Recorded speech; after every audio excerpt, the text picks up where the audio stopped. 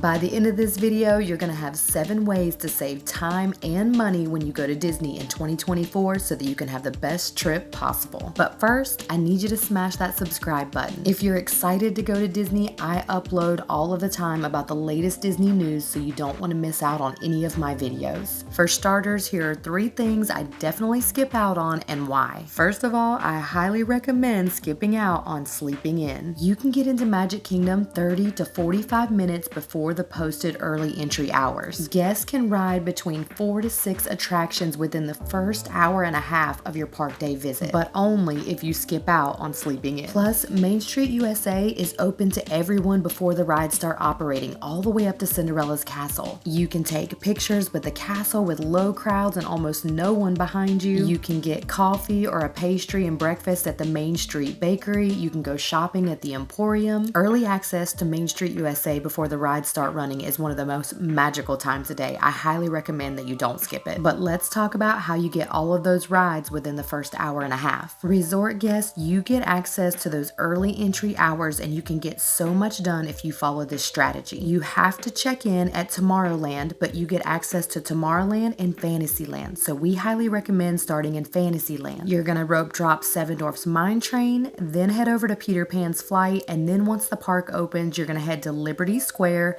and get on Haunted Mansion. Hitting these 3 rides alone is gonna save you hours waiting in line later in the day. Then head to Pirates of the Caribbean and get your first Lightning Lane for Jungle Cruise. Once you tap into that first Lightning Lane, you can book another and then repeat this process all day long. Non-resort guests, once the park opens, you're gonna wanna start in Adventureland. No one's gonna be in Adventureland because that area of the park is not open to anyone yet. So you're gonna start with Jungle Cruise, then hit Big Thunder Mountain, then come back to Pirates of the Caribbean, and then head over to Haunted Mansion. You'll want to book your first Lightning Lane for Peter Pan's Flight, and the same goes for you here. Once you tap into that first Lightning Lane, you can book another and then repeat the process all day long. Rope dropping Magic Kingdom and skipping that urge to sleep in is gonna save you hours waiting in line in the middle of the afternoon. Number 2, I would definitely skip out on the morning opening show at Magic Kingdom. Every single morning at Magic Kingdom, there's a short 2-minute opening show.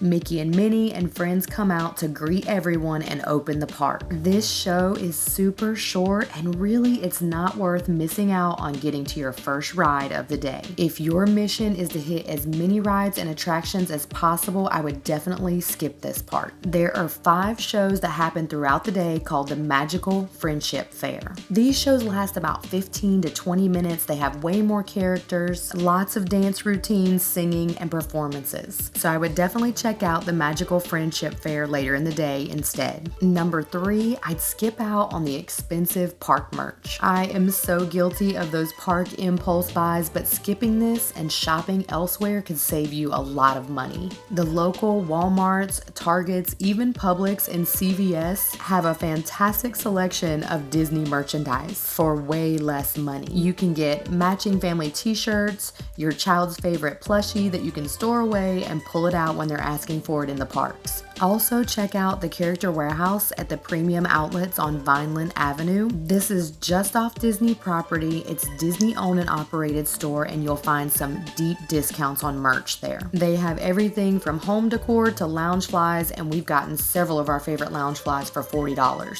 It is definitely hit or miss and you're at the mercy of whatever's available during your visit. But that's not all you're gonna wanna do. You definitely wanna make sure that you don't cheap out on not purchasing Genie Plus for Magic Kingdom and Hollywood Studios. Budgeting to purchase Genie Plus is going to save you so much time by skipping those long standby lines. And we all know everybody's happier the less they have to wait in line. Genie Plus is the service that replaced Fast Passes. You purchase Genie Plus the morning of your park day visit. The window to buy opens at midnight that morning, and you're going to purchase it per person per day, and there's also a park hopper option available if you are park hopping. We have booked up to 13 lightning lanes in one day. I'm telling you, this is the best money that you'll spend at Disney. It's worth every penny. Now, there are two other things that you're gonna want to do. The last one is by far the most important if you want to have the most fun without overspending your budget. Consider packing your own food on your next park day visit. You're allowed to bring in your own food and drinks to any of the parks. And even if you just chose to do this for 1 or 2 of your days, it can save you hundreds of dollars, especially depending on your party size. Plus, there's something just so amazing about having a picnic on the hub green in front of Cinderella's castle. Just remember, you can't bring in alcohol or anything glass unless it's baby food jars. Ice should be in a Ziploc baggie, it can't be loose, and be sure to check for cooler sizes. Our favorite coolers are the backpack coolers that fold down once they're empty. And there is a place for your bags and coolers on all rides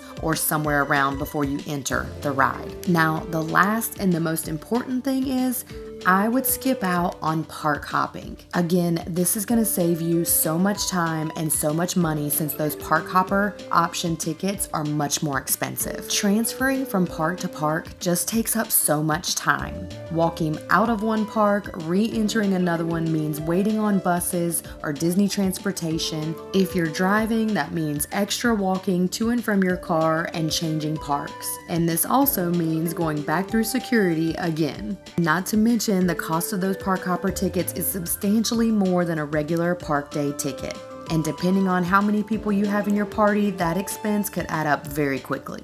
You can accomplish most everything that you want to do in one day per park. Also, doing one park per day allows you to really slow down. You could take a break in the middle of the afternoon if you're not spending that time transferring and get a little rest. If you forego the park hopping option, you could look at adding in another day at another park for way less money.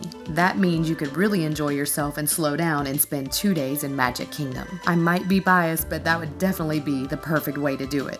As a little bonus, I want to add in another tip here. You can book your Disney vacation, tickets and all, with just a $200 deposit. And then you make payments at your convenience. Everything just has to be paid for 30 days before check-in. You could also consider using a Disney Chase Visa card. You have 6 months to pay off most of your Disney vacations with absolutely no interest, and you earn points on everything that you spend. You also get 10% off of your merch and 10% off of most dining at Disney. Personally, we earn anywhere from $1,200 to $1,500 in points that we can spend as cash at Disney every year. But we use this one Visa card to pay for absolutely everything: gas, food, eating out, any bills that we can, and then we pay it off at the end of each month so we don't incur any interest. Because really, that's the only way this is a benefit. Disney Visa Chase is a credit card and you do have to qualify, but it's a great option. Now that you know the 7 best ways to save time and money on your trip, you should watch this video to learn how to plan your trip and have a stress-free Disney vacation.